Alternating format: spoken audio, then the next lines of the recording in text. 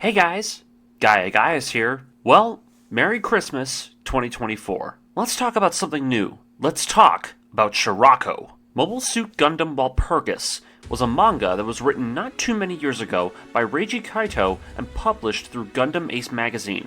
With its announcement, though, came a lot of information that fans immediately looked at with highly skeptical eyes. The story takes place after the events of Gundam Double Zeta and deals with many of the biggest unsolved mysteries of both the Zeta and Double Zeta era, particularly the mysteries surrounding the enigmatic character of Paptimus Scirocco, Zeta Gundam's main antagonist and one of Gundam's most iconic villains. However, with such a legendary character being expanded upon came a lot of criticism of this story, mainly because of the fact that readers mistook many of the things that this story was aiming to accomplish. Scirocco, throughout the events of Zeta Gundam, was always alluded to be a part of a much larger plan within the UC, himself being a visionary for a possible spacenoid future. However, due to his death, we were never given privy access to what his plans entailed. This, for decades, the goals of Scirocco have remained one of the biggest unsolved mysteries of the Universal Century timeline since Zeta Gundam's conclusion. Walpurgis's goal is to etch into the timeline the truth behind the man from Jupiter. However, one of the biggest controversial things that this story introduced upon its debut was the means this story aimed to tell its secrets, one that I find quite fascinating as it ties in well with the other work I've done on this channel, that being Gaia Gear. You see, Gundam Walpurgis and Gaia Gear both share a common concept. Their protagonists are both clones of iconic and deceased Gundam characters, Afaranchi Char being a clone and heir to the mantle of Char Aznable, and Walpurgis's protagonist, Masahiro Oaks, being a clone created by Scirocco to fulfill the exact same role, only for his own desires. However, this idea of a clone of Scirocco was not well received upon release. What do I mean by this? Well, we're going to get into it eventually. In my later uploads where we go into this story volume by volume, I'd rather leave the big surprises for when we get into the actual story. However, before we talk about Walpurgis proper, and with you probably noticing the title of this video, I think it'd be best for me to go into detail about the story of the current ongoing prequel to it, that being Walpurgis Eve, as even though this story may not appear to be important, it's actually quite vital in order for one to understand the kind of story we're going to be jumping into. For this video, I'm going to be doing Walpurgis Eve's first few chapters, as this prequel's events will be essential for what is to come as I dive into the story going forward. My next video series, which will be going into Walpurgis proper. Now, just as a quick reminder, the events of Walpurgis Eve won't be introducing us to our protagonist yet. Rather, this prequel aims to introduce us to the supporting cast of characters, who will be crucial to the events that Masahiro will be thrust into. Now, let us begin our journey into the mysterious world of Scirocco's legacy with Mobile Suit Gundam, Walpurgis. Prologue.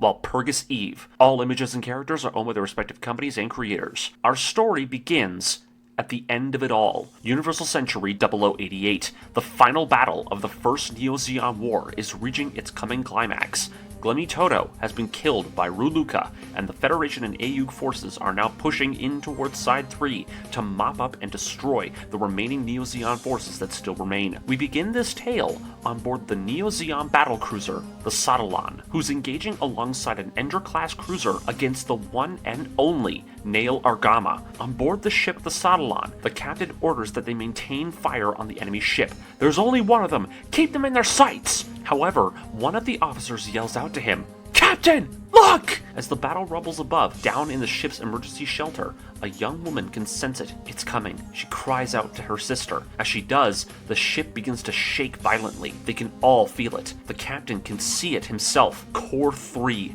Musa. The massive vestigial asteroid, once attached to the colossal Axis asteroid, has collided with the colony of Core 3, smashing and crushing the colossal metal space station in two. Debris flies across the battlefield, slamming into starships and crashing into mobile suits left and right. The captain orders that they take evasive action, only for the young woman to come onto the bridge. The captain demanding that she stay at her seat, but the girl can't shake the feeling. My sister, she's out there! However, it's too late. She feels it. She's gone. You see, This young girl is named Serana. She is the youngest daughter to the late Zeon commander by the name of Maharaja Karn. Yes, that Karn, the sister she had since the death of the one and only Haman Karn.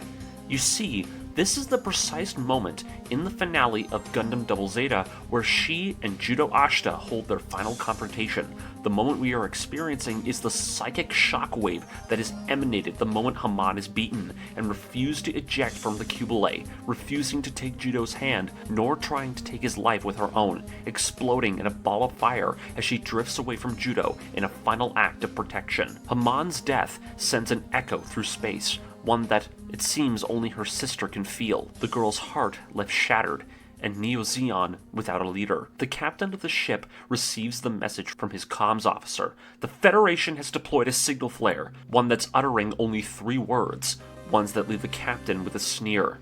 Disarm and surrender. Their entire fleet has been watching from the sidelines, waiting for their moment to come in and wipe the slate clean of them all. Everyone.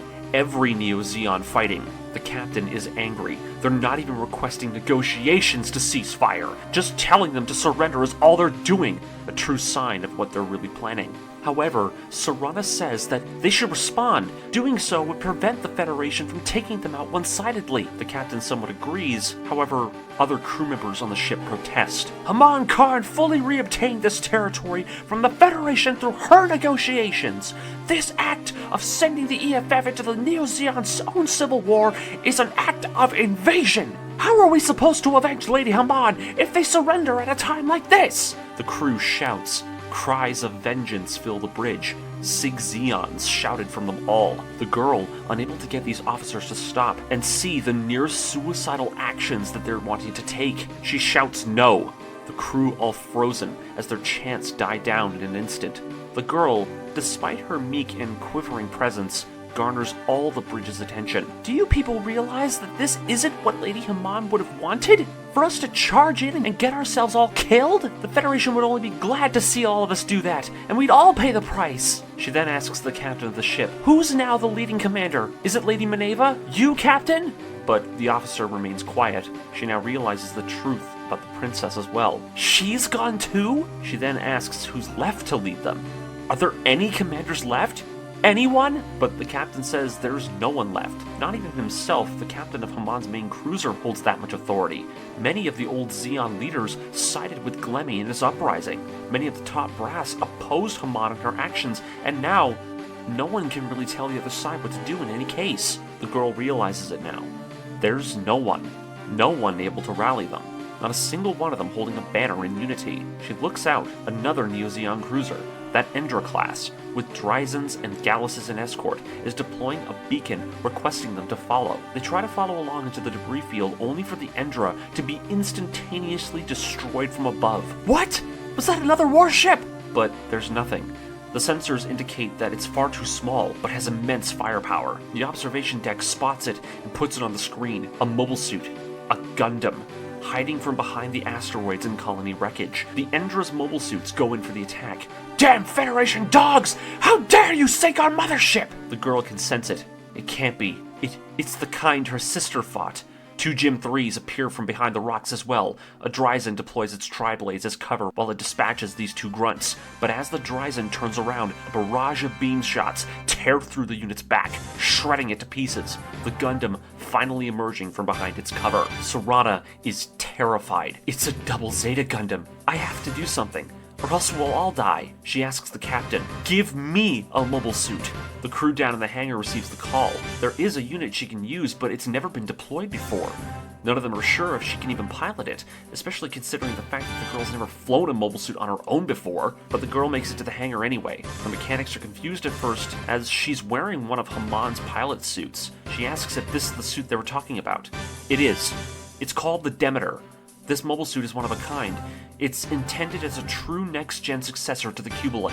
This mobile suit combines every aspect of Haman's original machine into a slimmer, more highly maneuverable package. Unlike the Cubile Mark II or the mass production unit, this machine is technologically a far greater innovation than its progenitor. Serana asks if this machine is really capable of moving though, with the officer being jokingly insulted. Of course it can move.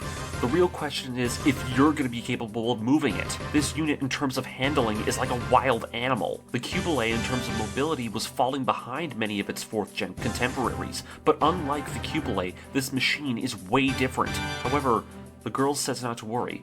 She grew up on Axis after all. She's better at flying a mobile suit than she is driving a car. The captain patches her through. He's managed to do as she's requested. She has a direct line to every ship within the entire fleet. He asks what she plans to do. She says she's gonna wave the banners and be seen doing it. The captain asks what she means. It'd be impossible to head out there into that chaos. But Serana says, yeah, with how things are going right now, their total annihilation is all but assured. If they surrendered, it'd be a repeat of the 1-year war, with Zeon being placed with the entire blame of this conflict. However, we can't leave anyone behind. We have to save them, as many as we can. Any and all commanders left must return to their respective holdouts and conserve what strength we have left. By doing this, the Federation's efforts to eliminate us all as remnants will be seen as too difficult for them. The Federation will only instead move to negotiate with us. Although it might seem like we're merely spreading and scattering the flames of this war, we have to do it for the sake of all of our survival. The captain understands. With Neo Zeon reduced to guerrilla warfare under the guise of being scattered and divided, the Federation's strength will be exhausted quickly. Ever since the Grips War and the Ayers City conflict, the Federation has been in disarray. It is the best choice they have for their people right now. Serana believes this too. However, the words of a lowly ambassador like herself may not reach the ears of everyone. It doesn't matter. None of their people wish for Zeon's light to be extinguished, not even those within their ranks that oppose them now. As long as someone is waving that banner, even if it's an ambassador's banner, there will be those who will follow it. The crew begins the launch sequence. The ship's crew keeping their eyes peeled for any path they can take to get out of this. The captain of the ship granting Serana the permission to do whatever she can, by whatever means she can, to get their troops to safety. Go! Show me the true value of Lady Haman's vessel. As the Demeter rises upwards towards the catapult, one of the mechanics wishes her a safe return. The suit enters the catapult bay, but the path is heavily blocked, so she has to be careful. With a prayer to her sister, Serana launches into the chaos. Serana Karn, heading out! As she heads out into the fray, we see that the battle isn't going well. Gym 3s are pouring onto the battlefield. The Neo Zeon front line is collapsing from the constant stream of Federation mobile suits pushing in towards them. Azusa makes a heroic sacrifice as its missile launchers are detonated by an endless volley of beam rifle shots. However, this attack is all in vain. One by one, they're each torn to shreds. With one last Gallus remaining, its pilot prays for Haman's forgiveness as the Gym 3 lines up its shot, only instead for the rifle to explode as it tries to pull the trigger. That line of fire! No way! The Gym pilots are dumbfounded. Where did that come from? I can't see it! It doesn't matter! Just destroy every single one that you can see! The Zeon troops turn around. We have backup? The Demeter closes in fast, the unit evading beam after beam. A new one? Quick! Surround it! The Gym 3s encircle the Demeter. Get it! Turn that rat to Swiss cheese now! But before any of them can fire, each of them are all decimated. Serana calling upon the Demeter's funnels. Within seconds, the prototype mobile suit instantaneously annihilates 13 GM3s with a single instantaneous burst of precision beam attacks from the use of all of her funnels. As the girl's hands shake, she's reminded of her sister. This battlefield, this place. She could feel her sister's presence as she flies, almost guiding her. She's reminded of one of their talks, how she'd asked her big sister to reconsider her invasion plans for Earth. Serana and the two debating on the best course of action, with her sister paying no heed. She told her if they brought access back to the Earth sphere, the act of doing so would only result in a war breaking out. Even if the Titans and their actions are despicable, she can't deny the fact that there can still be a way of resolving this conflict more peacefully. But Haman didn't agree. That's just like you. But at this point, it can only be really seen as a pipe dream now. The Spacenoids have no way of participating in the Federation's governance. With Earth being so far away, people like yourself and Shar Aznable always knew that even if this weren't for their cause, it's their only choice now.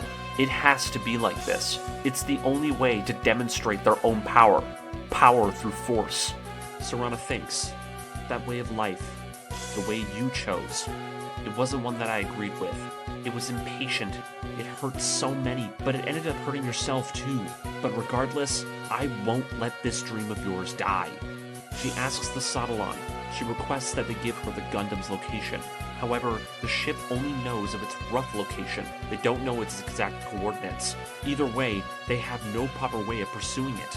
If we don't take it down, all it'll do is continue to sink our fleeing ships. But it's dangerous. You need to come back. The Demeter is rammed by one of the last Gym 3s, its backpack damaged by Serana's attack, the suit gripping her machine's arms tightly. Ha! I got you! You're quite the amateur for a new type. You can't use those weapons at this range. If you do, we both die. It's over, Zeon Witch! As the two streak across the battlefield, the Zeon survivors receive the word. Lady Serana's in that suit? One of them wants to go in and help. He can shoot that GM off of her easily, but the other tells him to stop. If he tries to do that, he'll get them both killed. Damn it. Then our only choice is to try and pry it off of her. As Serana is dragged around the battlefield with that GM still attached to her, she remembers more of her childhood. Haman had asked her as a kid if it would be possible to avoid war from breaking out between the two sides. A young Serana saying that, why can't we just eat cake instead? Haman laughing at her little sister's childish words. Everyone would be happier if they all had cake. Wouldn't that be nice? But what if I told you I wanted your cake? But there's still more over left on that plate. That's the thing though, Serana. Food, water, air. There's not enough to go around. Only the most privileged of people can enjoy Earth and the good things it brings. That's terrible. If only we could share things like how you see it. Come on, leaving your sister alone to her food. As this memory fades, Serana calls out to her sister, but she can only be met by a haunting image. The idea of her sister dead within a mobile suit's grip. The shock of it, waking her to her senses. The Gym 3 grabbing her machine as it blasts itself around as it rockets through the debris field. What's even with you Zeons anyway? You were the ones who sought out to go and find a new life for yourselves amongst the stars. Now all you people are trying to do is come back. Why did you get lost, you aliens? As the GM forces her down, with Serana hearing the GM pilot's constant berating through the open microphone, Serana finally snaps. No, you're the ones who should get lost! Suddenly, two of the Demeter's backbinders stretch out, the ends of them deploying beam sabers outward from the tips. You shameless snobs! Talking about war solely based off of your own views of good and evil! The binders reach out, splitting and scissoring the GM's limbs off from the Demeter's back. The mobile suit drifting away and exploding as Serana kicks the GM into the void. The crew of the Sautelon cheers. She did it! She's free! The Demeter! It did all of that without fine-tuning any of its systems! The crew is in awe. It's almost as if they're looking at the very spirit of Haman herself fighting. You did it, Haman. Sister, thank you. As Serana and the others celebrate, we turn over to the forward lines. Two mobile armors are plowing their way towards Serana's beacon, a duo of Big Ro Myers, the two downing a Salamis cruiser as they barrel towards their rendezvous point, the pilots being inspired by Serana's messages to the scattered fleet. We will unite a future Zeon! We will carve out a path ourselves! As they zip through the debris field, a trio of Federation mobile suits watch from afar as they cut a swathe through their forces. They're fast. Haven't seen mobile armors like that since Abawa Ku. Let's show them how times have changed. The three suits emerge from the asteroid field. Night Seekers. Gym 3 Night Seekers. They charge in. Let's show them the taste of modern firepower! But as they open fire, their shots deflect off the Big Ro's armor, the two mobile armors firing in unison as they down one of the Night Seekers. What the hell? Our weapons, they aren't working! The mobile armors continue onward, only for the two of their pilots to sense something. Something's out there. Someone's watching us. Before they can even react, both mobile armors are instantaneously vaporized by an insanely powerful high mega energy beam. The mobile armors and their new type pilots crying out as their machines are both destroyed. The cannon's wielder stands on the asteroid, the Gundam from before. Interestingly, it appears to be a heavily retooled version of a prototype Double Zeta Gundam, its head quickly venting out the high-energy cannon's heat as it watches the mobile armors explode in the distance. We learn right away that this unit is very different from a normal Double Zeta. This Double Zeta Gundam is a two-seater, the mobile suit's co-pilots arguing on how they should use their weapons. Idiot! Don't fire the high mega cannon without thinking! Did you at least think about scaring them off instead of just killing them? Shut up, Lent. I totally thought it through. Oh, really? After all, it's easier to end a fight if you manage to pull the trigger first. Whatever. The two pilots, one going by the name of Lent, and the other going by the name of Thane, look out amongst the battlefield. Thane, having fired the cannon, resumes his original orders, the Double Zeta Gundam still sending out the surrender signal as it floats amongst the debris. However, his brother scoffs at Thane. Neo-Zeon mobile suits, over a dozen of them are now coming their way. The man saying that, shouldn't they just take the opportunity and destroy them all thoroughly? Make sure that Zeon's ghost can't return? But Thane can't help but be reminded of something, a memory from his youth. How a friend of his left to join the Spacenoid cause, with Lent shouting to get off your ass and remember what the old man told us to do before we enter this battle. Not long ago, the two had been selected to come to Anaheim by their father, it would seem, the two being introduced to the mobile suit they would pilot, the two being impressed by the fact they've really been chosen to fly one of Anaheim's most important flagship models. However, to their surprise, it's not actually the real Double Zeta Gundam. Lent and Thane are both in disbelief, but it looks just like it. Ha, it's probably just a cheap imitation. You idiots. This unit is a real Double Zeta. It was developed from the same prototype as the big famous one used by the AUG's Gundam team. However, unlike the normal Double Zeta Gundam, in order to compensate for the unit's insanely increased firepower and the sheer number of weapons that were additionally installed, this unit actually uses two pilots in order to operate. The two pilots are stunned. Both of us? You're not seriously having us both pilot this thing? However, the man says he's serious. They're the perfect fit. You two are both former fighter pilots as well as decorated aces. You two are perfect for this thing. We cut back to the present, and Thane says, yes, I remember. Then let's make up for lost time. Hey, at least if you screw up, I'll be dead too. At least this way I can help. Excellent. Well then, Lent, how about I break that will to fight of yours apart? Let's do it. With our Gundam, the Hedgehog! The Gundam leaps out from its hiding place, the machine firing a massive full-burst barrage onto the approaching squadron of mobile suits.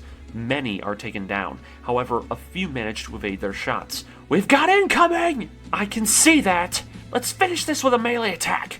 Right! Activating Beam Saber! The Gundam closes the gap and slices or drives it in half with its Mega Beam Saber before it even has a chance to take a swing at him. More of them are coming in! Come on! At least get a little scared of us! But something gets his attention. A ringing sound. Lent! The ones from the back! They're being motivated by these grunts in the front! None of them are scared. Thane, something is coming fast! A massive energy beam rips across the battlefield. Before they can see what fired it, the Demeter appears, soaring towards them at maximum speed. The Gundam raises its sword, the Demeter's binder blades clashing with it violently. Gundam, face me! See me! I am your opponent! The twins are stunned. This unit, its claw-like weapons, they can't read any of its movements. The Demeter goes in for another scissor strike. Before the blades connect, the Gundam separates in half, Lent not wanting to get sucked into Thane's melee, with Thane disagreeing but his co-pilot wanting them to take on the enemy together. The two halves of the Hedgehog blast off into the void, Serana and the Demeter giving chase. As she pursues, Thane and Lent rotate the Double Zeta's back cannons to fire it while in reverse. Just as they think they've got a lock, the Demeter effortlessly evades all of their attacks, managing to get ahead of them, flipping around and deploying her funnels towards them. The pilot! She is Cyber Newtype! Focus, Lent. As long as we don't get ourselves surrounded, we'll be fine. Now shake them off! We gotta go now! Break! The two halves of the Gundam veer off and fly into opposite directions as the funnels try to pursue them both. Serana is awestruck by this. They're really using fighters to take on funnels? No matter. She can't let them get away. If this Gundam isn't taken down, her forces will have no path of escape, and the Neo-Zeon forces would be entirely decimated as they tried to retreat. She has to find a way to get rid of them. However, they're traveling too fast. She admits her skills aren't enough. She has to find a way to get rid of them. However, they're traveling too fast. She admits her skills aren't enough. She wonders what her sister would do in a situation like this, and surprisingly, she comes up with something. Based off of something small, something simple, she remembers something from her childhood. How Haman had taught her to catch the family cat using treats as bait. She gets it. It's clear now. She needs to bait them. But with what? As she thinks, she has an idea. She requests the Subtlon's captain to activate the ship's holographic projector system. As the Gundam turns around, thinking that the Demeter has given up, they turn to see something huge. A giant hologram of Haman Karn herself. Serana having the projection mimic her own words and movements as she makes a massive declaration to the entire chaotic battlefield. To all soldiers of Neo Zeon, leave this battle at once. This is not the place where any of you are destined to die. We must live. Fight! We can only sacrifice ourselves when the time is right, but now is not that time. Go! Retreat! The Gundam pilots are baffled. They thought she was dead. Didn't it say in the report that some kid managed to take her out? They turn to watch the dozens of Neo Zeon mobile suits begin to retreat in their motherships. No, no, no! They're retreating! This can't be happening! If they get away, this war is lost! We have to go. We have to sink that flagship! The two fighters combine, the two halves reconnecting to form the Hedgehog. As the two of them acquire a lock of the Subtlon, Thane readies to fire the machine's high mega cannon again. The Demeter's funnels managing to reappear just as the two fighter components combine. Damn it! Do something, Thane! We can't get hit while this thing is charging! I know that! But it's too late. They're too slow. The Demeter fires a burst from its funnels, the Hedgehog's top backpack exploding clean from its back. Lent being able to separate the thing just before the blast consumes them both. But as they try to run, with the Gundam still having the ability to fight, the Demeter appears from behind them, Serana trying to go in with a thrust to the back. Within a split second of a reaction, Thane immediately deploys one of the machine's mega beam sabers from its lower backpack, the double Zeta cleaving the Demeter's central backbinder and one of its three funnel racks. With the two mobile suits zipping around, trying to go in for the final blow, Serana is caught off guard as a powerful and precise beam shot rips right past her from behind, the round slamming into the double Zeta's shoulder and blowing its arm clean off. We've been hit! Damn it! What was that? A sniper? Serana receives the call from the Subtlon's captain. Both sides have been ordered to cease fighting, the Federation and Zeon. Their cruiser finally firing a surrender flare into the void, with Serana herself looking up and seeing an interesting mobile suit above her, the one that saved her with the sniper shot, a modified Golden Zaku 3. We can still land a shot! We can still destroy Haman's cruiser! Calm down, you idiot! It's over. The fight, this battle, this chaotic mess is over. Serana and a few other survivors return to the Subtlon, the captain of the ship thanking her for her excellent performance. Because of her quick thinking, many of their troops were able to escape the battlefield. She thanks the captain as well, and turns over to see the golden mobile suit that's arrived in their hangar. Thank you so much for saving me. What's your name? The pilot says his name is Inardo Bot. The man was impressed with her actions on the battlefield. He says that he sees something in her, maybe even a possible better future for the Spacenoids. He then offers his allegiance to her, even willingly offering his life to her, with the girl politely declining the offer, stating that she has no intention of choosing when and where a man dies. The thing that she wants most, and the thing that she uttered from the beginning, is everyone's survival. And with that statement made clear, and with Serana's courageous actions buying her people so much time to get to safety, the Subtlon, managing to rally so many people from both sides to seek their mutual survival, has Serana herself and the Subtlon willingly surrender to the Aeug, bringing the entire battle to a close. Now, even though Serana and her forces have surrendered in this moment, this wouldn't be the end. The Federation, seeing as they've technically won the battle, are completely content with the outcome. With the Neo Zeon's de facto leader surrendering, the Federation ceased their pursuit of the other survivors. Now, even though this is a victory for the Federation, you could technically look at this as the actual moment that the Neo Zeon remnants were born. Serana's rallying cry that managed to get so many people to retreat, in the end, can be seen as the beginning of the Neo-Zeon remnant movements that intercede the events of Double Zeta and Char's counterattack. Things like Revival of Zeon, Moon Gundam, and so on were spawned out of Haman Karn's own actions. It's a very interesting idea to see the spark be lit by such a meek and quivering character that is Haman Karn. Now, let's talk a little about Serana. If you haven't already noticed, Serana is very different from her older sister in Haman, where Haman is bitter, malevolent, sultry, and overall manipulative towards her subordinates. Serana is in fact the exact opposite. She's caring, compassionate, meek, but subservient to her people. However, as we continue with this video, we'll actually see how she evolves without her sister to look out for her, and see just what kind of a leader she will become as those around her look to her for guidance. With the beginning of Chapter 4, this is where things do a bit of a time skip. We turn to Serana performing a Psychomu test with the Demeter. The captain of the Subtlety is helping guide her through an attempt to better control the funnels found on this machine. She's having difficulty trying to master them though. They're very unresponsive and tend to fire their beams without any clear accuracy. She gets so frustrated, in fact, that after she yells at them, trying to get them to listen to her commands, the funnels straight up deactivate, leaving the crew aboard the ship who are monitoring the test to freak out in the process. It seems, for the time being, she can't regain control of the machine ever since her first time piloting it. We turn to a while later, and it seems that Serana is currently trying to figure out the best course of action when it comes to the current state of Neo-Zeon. Many of the officers in the room are arguing over Serana's choice to order the scattering of their entire forces. However, with them knowing the Federation is also in disarray, some of them believe now is the best time to strike, as, at this time, the Federation hasn't been able to organize an effective mop-up operation to try and deal with those who remain from the scattered Zeon troops. However, these Zeon officers fear that if their forces remain scattered for so long, their ability to coordinate them and subsequently reunite with them will be diminished. By the way, that guy, the official that we see in Char's counterattack, the guy who does all the talking in the Axis exchange, yeah, he's here too, mainly being bothered by the bickering and is most likely acting as a secret political representative for Char in this meeting. It's unclear if Serana is aware of Char's involvement right now, but it's something I really wanted to point out in this scene. Anyways, we cut later to the end of the meeting, and the captain of the Subtlety and Serana have a moment alone. The man is surprised, but also concerned.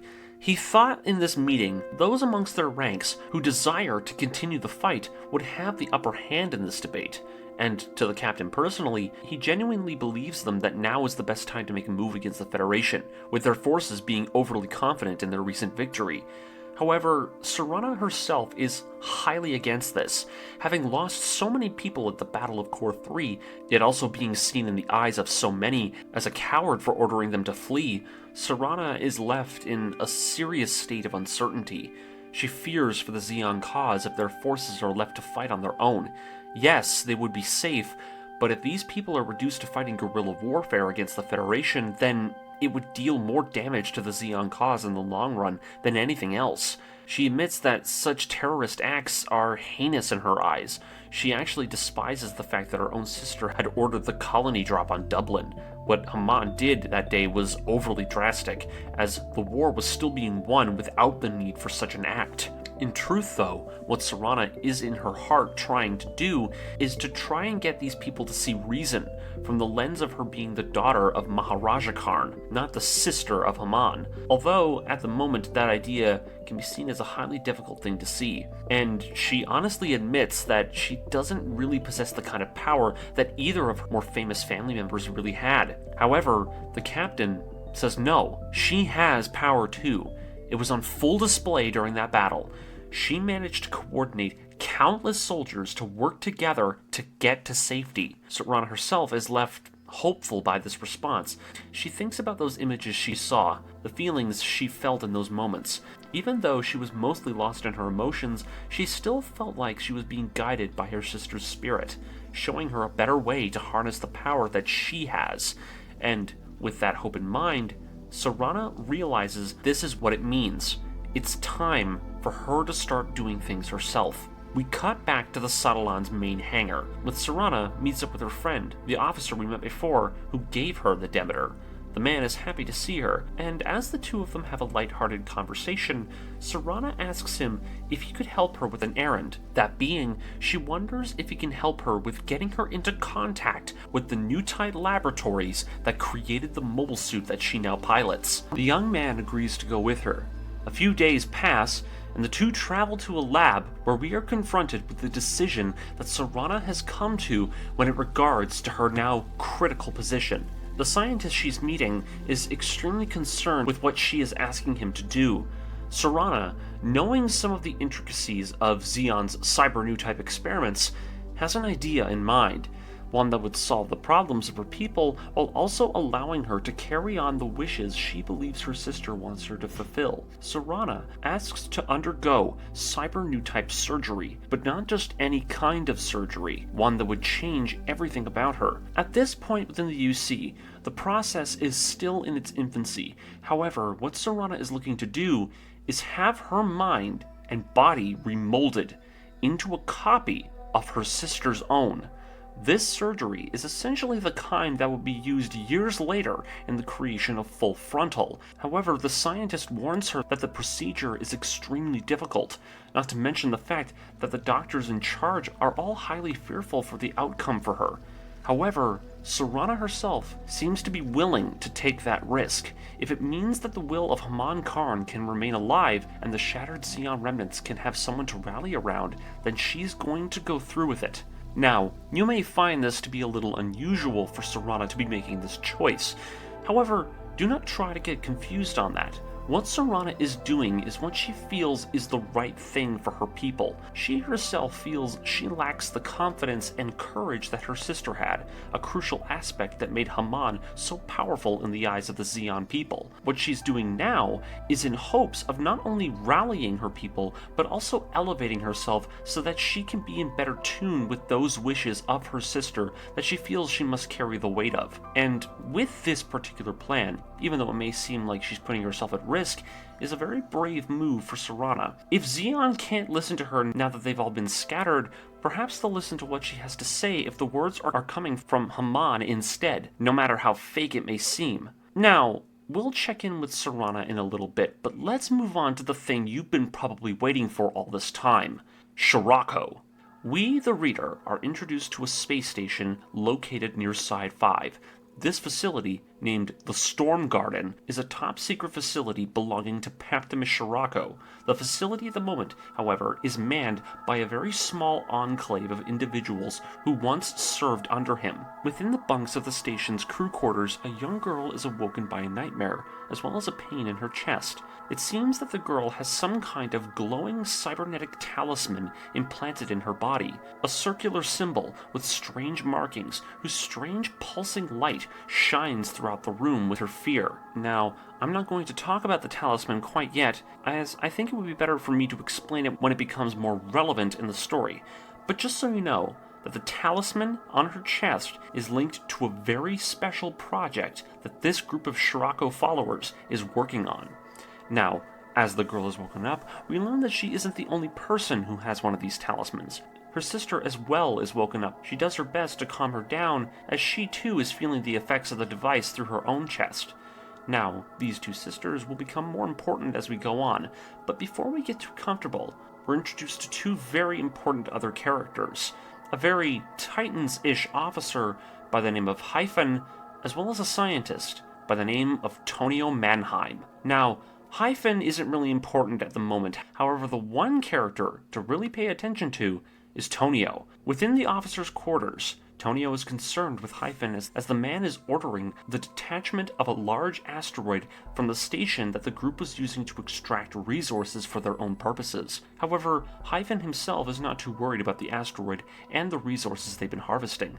You see, the man is actually hoping for Tonio to somehow find a way to incorporate the asteroid itself into his experiments, a project they're working on known simply as Orpheus. Now, why is this so important? Well, these two men, Tonio and Hyphen are some of Paptimus Scirocco's closest and most brilliant minds. Outside of the brief encounters we had with Scirocco and the people he chose to interact with in Zeta Gundam, the man was implied to have a vast network of connections he'd been using throughout his entire career within the Titans. Hyphen and Tonio being some of the men so close to him, in fact, that they were instrumental minds in Scirocco's mobile suit development projects. Hold up, pause. Hey guys, editing Gaius here.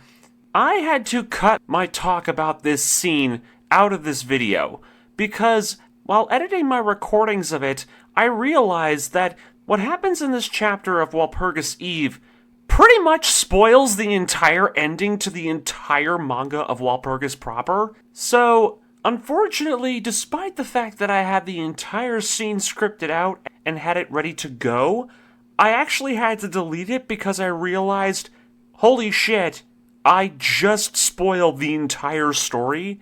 So yeah, I did that, and I'm going to be leaving out my comments on this entire sequence. Just know that Project Orpheus is a very, very big thing, but I'm not going to tell you what it is. Okay?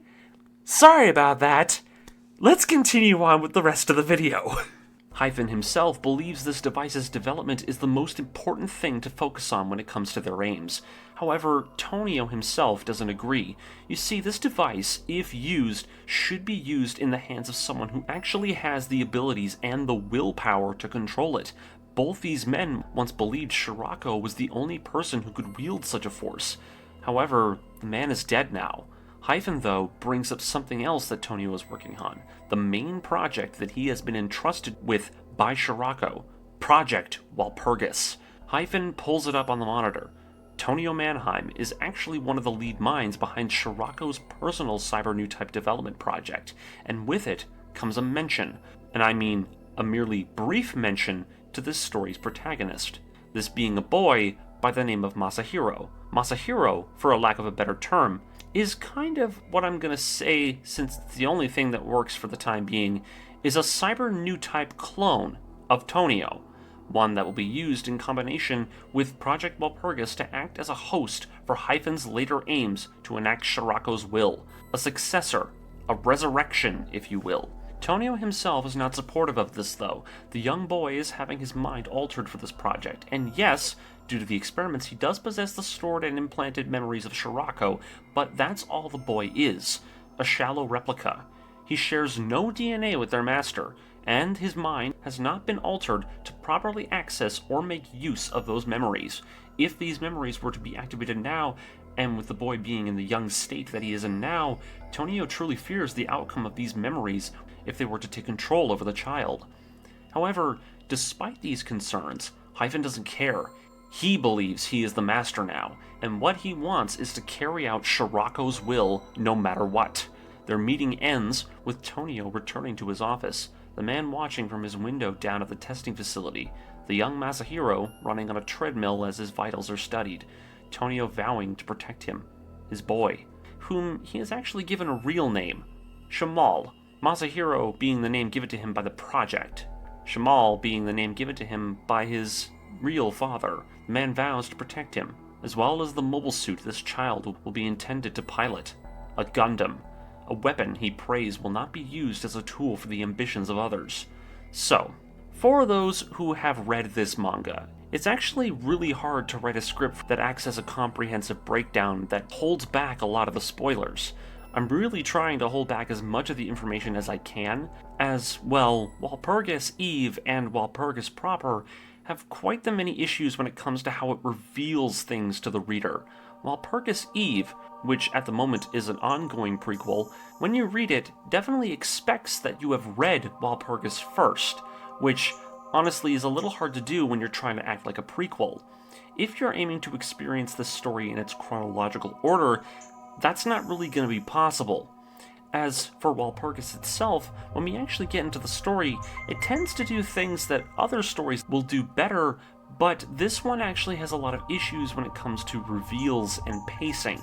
Walpurgis tends to blindside you with strange, out-of-left-field reveals that really catch you off guard. It's not really a story meant for beginners. When we get into Walpurgis proper, keep in mind this is still the prequel, the reveals are going to hit you hard and fast as hell, so I hope you can bear with me as I tackle this tale as we go forward. Now, this unfortunately is the end of the video, but stay tuned for the next part in the coming weeks when I return back with more chapters of Walpurgis Eve. I wanted this video series to sort of cover this story volume by volume, because Walpurgis is a lot to digest, and the crazy reveals really hit you like a freight train in this series. Now, why am I aiming to tell this bonkers story?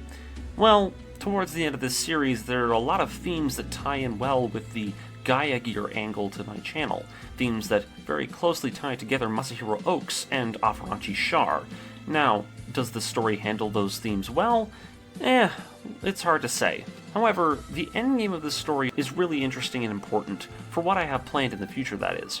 As with this first volume of the prologue, introducing Haman Karn, her story arc is actually going to factor in very nicely into the Advanced Operation video series I've got planned in the far future. However, I feel like this is probably the best place to leave things off at. We're going to go at this volume by volume, and hopefully get to the end of the story, where we can finally reach a full understanding of what this mess is trying to achieve. I hope you enjoyed this video, and don't forget to comment and subscribe, and share it. Stay tuned for the next one, and this is Gaia Gaius, signing off. Later!